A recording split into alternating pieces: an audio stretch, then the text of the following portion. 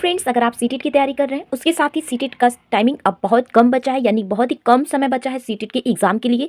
तो उसके पहले आप सभी को जानना जरूरी है कि अगर आप फरवरी 2026 की तैयारी कर रहे हैं सीटेट के लिए, तो उसके लिए आपको क्या करना है। अगर मैं आज लेकर के आई हूँ हिंदी टैग वर्ड्स, हिंदी के कुछ पॉजिटिव और कुछ निगेटिव टैग वर्ड्स लेकर आई हूँ, जिससे आपके एग्जाम को बहुत ही ज्यादा हेल्प मिलने वाला है। एग्जाम में कुछ ऐसे टैग वर्ड्स है जिसको आप याद करके लर्न करके अपने एग्जाम को जो क्वेश्चन है उसको अच्छे से अटेम्प्ट कर सकते हैं। जो क्वेश्चन नहीं आते हैं, इस टैग वर्ड्स का यूज करके आप क्वेश्चन को अटेम्प्ट कर सकते हैं और आपका क्वेश्चन सही भी हो सकता है फ्रेंड्स। तो सबसे पहले मैं आप सबको बताऊंगी positive tag words. Positive tag words में आप सभी को याद रखना है पोर्टफोलियो शब्द, जो बच्चे के पूरे साल भर के डेटा को जो है एक जगह जोड़ करके उसके बच्चे के क्या एक्टिविटीज रही है साल भर में, वो सारे पोर्टफोलियो बच्चे के पॉजिटिव वे में जाता है, यानी पॉजिटिव टैग वर्ड्स माने जाते हैं।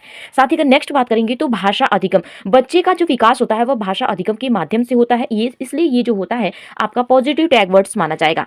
नेक्स्ट अगर हम बात करें तो भाषा का प्रयोग, बच्चे जो भी अपने भाषा को सीखते हैं, यानी जो उनका मातृभाषा होता है उसी के आधार पर वो भाषा का प्रयोग करते हैं, एक तरीके से कोई पॉजिटिव टैग वर्ड्स है। नेक्स्ट आता है बाल केंद्रित, कोई भी काम करना है, एक शिक्षक कुछ भी करेगा बच्चे को केंद्र में रख करके ही ध्यान दे करके उस चीज को करना है। यानी अगर आपके सेंटेंस में कहीं भी बाल केंद्रित शब्द दिख गया तो आपको हमेशा उसे पॉजिटिव वे में लेना है। उसके साथ ही अवसर शब्द जो है ये भी आपका पॉजिटिव टैग वर्ड्स होगा, क्योंकि बच्चे को अवसर देने के साथ ही वो जो है अवसर उससे दिया जाएगा, तभी वो कुछ सीखेगा, वह कुछ समूह बना करके कुछ सीखेगा आपस में, उसका विचार विनिमय का माध्यम भी अवसर, यानी बच्चे को अवसर देना श्रेष्ठ माना जाता है। नेक्स्ट है विभिन्नता और विविधता, ये दोनों ऐसे टैग वर्ड्स हैं जिसमें थोड़ी बहुत कंफ्यूजन रहती है। तो फ्रेंड्स आप सभी को बता दें, बच्चे जो होते हैं ना, हर बच्चे थोड़े थोड़े अलग अलग यानी विभिन्न प्रकार के होते हैं, यानी दोनों में विविधता पाई। किसी की शारीरिक बनावट आप सभी देख सकते हैं, किसी की नाकी ऊंची रहती है, किसी की चिपटी होती है, किसी का सर बड़ा होता है, किसी का छोटा, यानी कि सभी की शारीरिक बनावट में आप सभी को थोड़ी भिन्नताएं देखने के लिए मिलेंगी।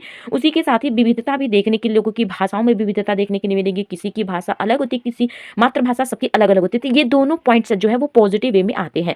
उसके साथ ही यहाँ पर देखेंगे हम हस्तपरक अनुभव। हस्तपरक अनुभव से तात्पर्य है कि बच्चा जो भी लिखता है उसको अनुभव करता है, वही उसके लिए बेस्ट होता है, यानी कि हस्तपरक अनुभव को भी महत्व देना है। और बहुआयामी बच्चे जो भी कुछ सीखते हैं बहुत तरीके से सीख कर आते हैं, इसलिए बहुआयामी शब्द भी हमारा पॉजिटिव में होगा।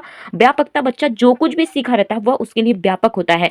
वैसे ही जिज्ञासा शब्द जो होता है वो भी पॉजिटिव होता है, क्योंकि बच्चा जो होता है उसके अंदर जिज्ञासा होती है कि मैं यह चीज क्या है, वह चीज क्या, क्योंकि आप अपने आस पड़ोस में देखेंगे कि बच्चा जब छोटा होता है तो वो बहुत से क्वेश्चन करता है कि ये क्या है, उसके जानने की इच्छा होती है, उसको इच्छा को जगाना, मतलब सुप्तावस्था, यानी उसको दबाना नहीं चाहिए, बच्चे को बताना चाहिए कि ये चीज है, ठीक है। उसी तरीके से बच्चा हमेशा जो है उसे ऐसी एक्टिविटीज कराए कि बच्चा सक्रिय रहे, हमेशा करने के माध्यम से वह सीखेगा। और उसके साथ ही बच्चा जो है कुछ करने के बाद वो अर्जित करेगा, अर्जित शब्द भी जो होता है वह भी पॉजिटिव होगा। और बच्चे को जितना भी हो सके मौका दे, उन्हें अवसर दे, ये शब्द भी हो जाए पॉजिटिव होगा। दैनिक जीवन को, बच्चे को दैनिक जीवन से जोड़ करके किसी चीज को समझाना चाहिए, बच्चा आसानी से सीखेगा। उसके साथ ही यहाँ पर लचीलापन और वास्तविक और प्रोत्साहित, बच्चे को प्रोत्साहित करना चाहिए किसी चीज के लिए। और यह सारी एक्टिविटीज जो होती है, ये हमारी सारी चीजें जो है टैग वर्ड्स जो है वो पॉजिटिव में आ जाएंगे। उसके साथ ही अगर हम नेगेटिव टैग वर्ड्स की बात करें तो आप सभी को बता दें, यहाँ पे याद करना, बच्चे को हमें रटवाना नहीं है, उसे कंठस्थ नहीं करवाना, बच्चे को समझाना है, ठीक है। तो ये नेगेटिव टैग वर्ड्स। वैसे ही काव्यात्मक भाषा, हमें किताबी भाषा का ज्ञान नहीं देना है, बच्चे की मातृभाषा को ध्यान में रखना है। तो बच्चे की मातृभाषा पॉजिटिव, काव्यात्मक भाषा नेगेटिव। सुंदर लिखावट पे भी हमें ध्यान नहीं देना, बच्चे जैसा भी लिखते हैं वह उनके लिए बेस्ट है, यानी कि हमें बच्चे के को ये नहीं देखना कि अरे तुमने गंदा लिखा, नहीं, बच्चे जो कुछ भी लिख रहे हैं उसे हमें बोलना है कि बच्चा सुंदर लिखता है, यानी यहाँ पर जो है हमें बच्चे को केंद्र में मानना है, यानी बच्चे को महत्व देना है। उसी तरीके से बाधा, जटिलता, केवल, मात्र, ही, शब्द और सिर्फ, ओनली, ये सारे टैग वर्ड्स जो है ना, सारे नेगेटिव टैग वर्ड्स आते हैं। उसी तरीके से हमें मानक भाषा पर बल नहीं देकर के हमें मातृभाषा पर बल देना है, ये भी हमारे नेगेटिव टैग वर्ड्स जाएंगे। और शिक्षक केंद्रित नहीं होता है फ्रेंड्स, जब भी हमें बच्चे को अधिगम कराना होता है हमेशा हमें बाल केंद्रित शिक्षक अधिगम कराना है, इसलिए जहां पे भी शिक्षक केंद्रित आया वह आपका नेगेटिव टैग वर्ड्स होगा। उसके साथ ही बच्चे अभाव में जीते हैं, यह गलत है, ये भी हमारा जो है नेगेटिव टैग वर्ड्स है। निष्क्रिय नहीं, बच्चे को हमेशा सक्रिय रखना है। सीमित नहीं होता है, वह असीमित होता है, यानी उनका ज्ञान भंडार जो है वो विस्तृत होता है। उसके साथ ही बच्चे जो है समस्या नहीं होते हैं, बच्चे जो होते हैं वो समाज से होकर के आते हैं, वो हमेशा सीख करके ही आते हैं। उसके साथ ही फ्रेंड्स हमें बच्चों को हतोत्साहित नहीं करना है, बल्कि उन्हें प्रोत्साहित करना है। और एकमात्र और त्रुटियां, ये सारी चीजें जो है हमारे नेगेटिव टैग वर्ड्स में आते हैं।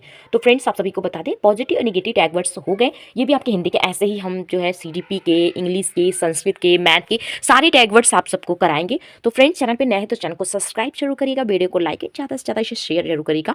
फ्रेंड्स आपको किस टॉपिक्स में डाउट्स है वो हमें कमेंट जरूर करिएगा, वीडियोस के माध्यम से आप सभी तक जरूर सॉल्व करेंगे प्रॉब्लम को, ठीक है। Bye bye.